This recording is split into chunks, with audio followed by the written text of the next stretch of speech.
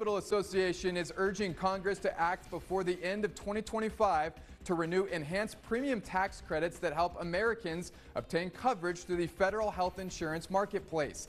Enhanced premium tax credits offer expanded financial assistance and greater eligibility on top of long-standing advanced premium tax credits instituted in the Affordable Care Act more than a decade ago.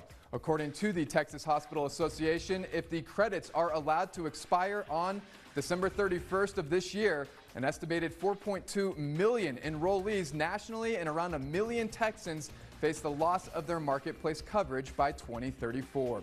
And joining us now is the president and CEO of the Texas Hospital Association, John Hawkins. Mr. Hawkins, thank you for being with us here today and providing some insights. About 4 million Texans right now are signed up for health coverage through the Affordable Care Act marketplace. 95% of Texas enrollees receive those premium credits that are offered by the ACA, and the enhancements to the ACA's premium tax credits are set to expire again at the end of 2025. My question to you, what's at stake for the average Texas household?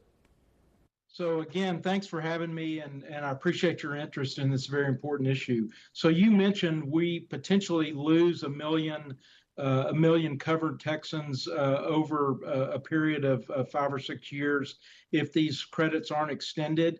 But what that means for an individual household is estimates are that premiums would go up by $700 or $800 a month. And that, in most cases, that actually doubles the premium. So the expectation is for most folks, that would make that coverage unaffordable, and they would likely just be forced to drop that coverage. I know this has become a point of contention, right, for both Democrats and Republicans, and obviously a key factor in the government shutdown right now. With open enrollment less than 3 weeks away for some Texans, how concerning is the shutdown right now and these two sides that are seemingly unable to work with each other or unwilling to work with each other right now? Yeah, so it's very concerning. You know, we know the One Big Beautiful Bill Act had Medicaid cuts in it. They don't go into effect for several years, but those are certainly cuts that are looming. There are other supplemental payments that need to be extended in the government funding bill.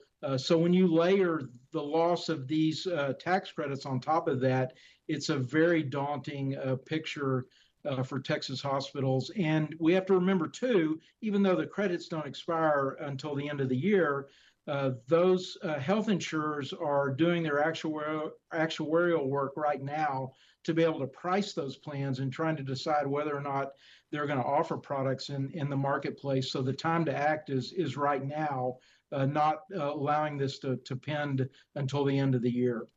So what happens if these enhanced premium tax credits ultimately are allowed to expire at the end of the year? What's going to happen? Yeah, so, you know, unfortunately in healthcare, we do a lot of cost shifting. We know that Medicaid and Medicare underpay Texas hospitals.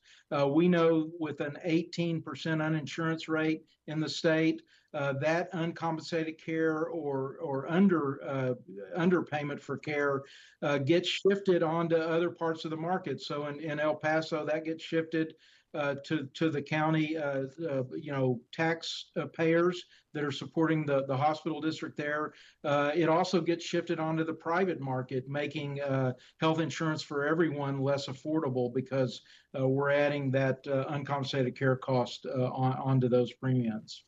And when we're talking about these enhanced premium tax credits, it goes back to something you just said, Texas's uninsured rate, which, if I'm not mistaken, it's the highest in the nation. Where does that number stand? I think you said 18%. And if the subsidies expire, how much higher could that number actually rise to if Texans ultimately decide they have to drop their insurance coverage because those premiums are too high? Yeah, so again, I think most estimates are we pretty quickly add another million onto that number. We also know there will be further destabilization of the private markets, again making insurance less affordable for more folks. So I think it would put serious strain on the system. Again, a state that, for a variety of reasons chose not to expand Medicaid. But again, this is a good option to allow folks a private market option as opposed to our Medicaid program. So, we've made that decision. The tax credits, obviously, I think when you look at the 40% of folks that are taking advantage of this are in either Texas or Florida. And so, again, we've got really the most at stake in this as a state. And this is an issue, as I mentioned, a point of contention between Democrats, Republican. It has ultimately gotten political. But from the Texas Hospital Association standpoint, and from what you guys do for Texas hospitals, what would you say is maybe the biggest misconception right now of premium tax credits? Well, again, there's been some rhetoric about that there's potentially waste, fraud, and abuse in the program, and we certainly, would support any tweaks that we can make to the program to make sure the folks that really need these subsidies are getting them. And again, it's very closely regulated through the tax code. So at the end of the day, this is an issue that helps providers, not just hospitals, but medical providers generally in the state. It also provides folks meaningful health care coverage, so they've got a medical home and they can generally deal with health issues before they become more acute and they have to show up in an ER because they don't have comprehensive coverage. Mr. Hawkins, thank you so much for taking the time to discuss this issue with us. We certainly look forward to having you back on the program, especially once this issue begins to see some sort of resolution one way or the other. Thank you for your time. You bet. Again, appreciate y'all's interest. All right, that is John Hawkins, the president and CEO of the Texas Hospital Association.